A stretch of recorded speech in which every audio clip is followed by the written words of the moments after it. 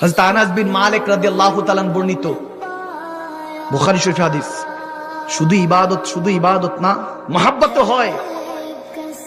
হযরত আনাস বিন মালিক রাদিয়াল্লাহু তাআলা বলছেন, এক ব্যক্তি আমার নবীর কাছে এসে বলতেছেন, ইয়া রাসূলুল্লাহ, কিয়ামত কবে হবে?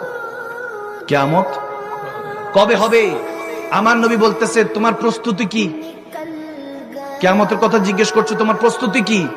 সেই সাহাবা বলতেছেন, ইয়া রাসূলুল্লাহ, নফল নাই, কোন নফল রোজা নাই, সাদাকা নাই, কোন বেশি একটা ইবাদত নাই, তবে আল্লাহর হুকুক যেটা ফরজ সব আদায় করি, সবকিছু ঠিকঠাক মতো করি, কিন্তু এমন বেশি একটা ইবাদত নেই, কোনো নফল নাই। তখন আমার নবীর দিকে তাকিয়ে আছে সেই সাহাবা বলতেছে, তবে হ্যাঁ ইয়া রাসূলুল্লাহ, একটা জিনিস আছে আমার কাছে, আমি আল্লাহ রাসূলকে বড় ভালোবাসি।